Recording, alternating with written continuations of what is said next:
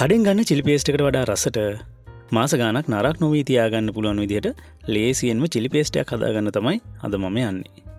ඉතින් මේ Chile paste ලොකු ගාණක් දීලා කඩෙන් ගන්න එක අදින් පස්සේ නතර කරන්න. මොකද මේක හදාගන්න මාරම ලේසි.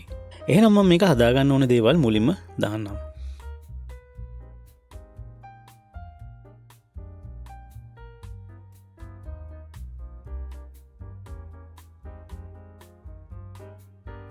ඉතින් මම මේ චිලි පේස්ට් එක හදන්නේ කෑලි මිරිස් ග්‍රෑම් 100කින්.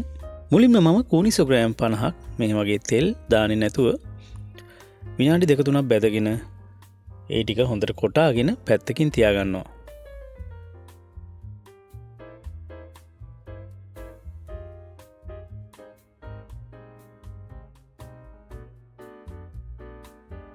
ඊට පස්සේ මම මේ වගේ පෑන් එකක් රත් වෙන්න තියලා තෙල් මිලිලීටර් 250ක් දාගෙන මද ගින්නේ රත් කරගන්නවා. ඉතින් මේකට තෙල් ටිකක් වැඩි වුණා කියලා කිසිම ප්‍රශ්නයක් නැහැ. තෙල් ටික රත් වුණාට පස්සේ මම දාගන්නවා මේ වගේ පොඩියට චොප් කරගත්ත සුදු ලුණු බික් 15ක්. ඉතින් අද මම මේකට ඉඟුරු දාන්නේ නැහැ. මොකද ඉඟුරු වලින් එන රසට මම වැඩි කැමති නැති හින්දා. ඉතින් ඔයාලට අවශ්‍ය නම් පොඩියට චොප් කරගත්ත ඉඟුරු තේ හැන්දක් මේකට මේ වෙලාවේ එකතු කරගන්න පුළුවන්.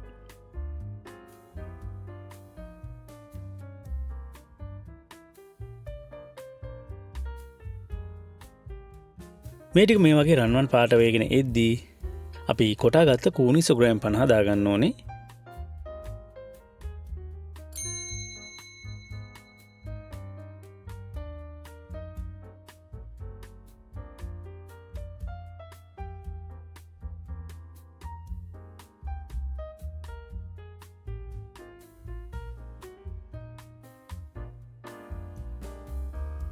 මේ ටික මේ වගේ තද රන් පාටට ආවට පස්සේ මම දාගන්නවා තක්කාලි සෝස් මේ සැඳි 3ක්.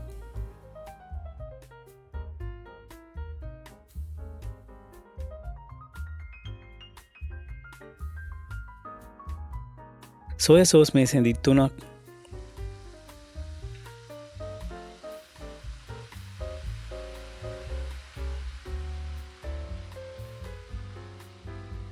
සීනි මේ සැඳි 3ක් හෝ 4ක්. ලුණු තේ හැඳි එකක්. ඉතින් ඔයාලට මේක තවත් රසවත් කරගන්න ඕනේ නම් මේ වෙලාවේ චිකන් කියුබ් භාගයක් කුඩු කරලා මේකට එකතු කරගන්න. ඒකෙන් මේකට නියම උමාමි රසයක් ලැබෙනවා. මේ ටික තප්පර 10ක් 15ක් තෙලේ තැම්බෙද්දි ඒකේ තෙතමනේ හිඳලා ගියාම නියම කැරමල් පදමට එනවා.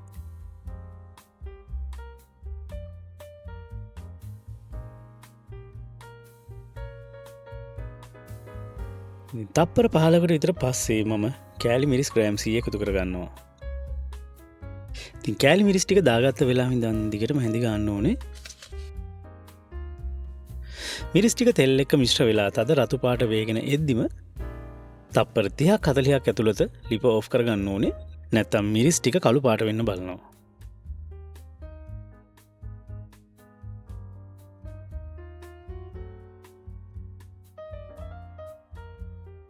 ලිප ඔෆ් කරගත්ත ගමන්ම චිලි පේස්ට් එක වෙන භාජනයකට දාගන්න. නැත්තම් පෑන් එකේ තියෙන රසනෙට මිරිස් ටික තවත් කර වෙන්න ඉඩ තියෙනවා. ඉතින් ඔයා මේ චිලි පේස්ට් එක හොඳටම නිවෙන්න තියලා වතුර පොඩ්ඩක්වත් නැති බෝතලයකට දාගන්න.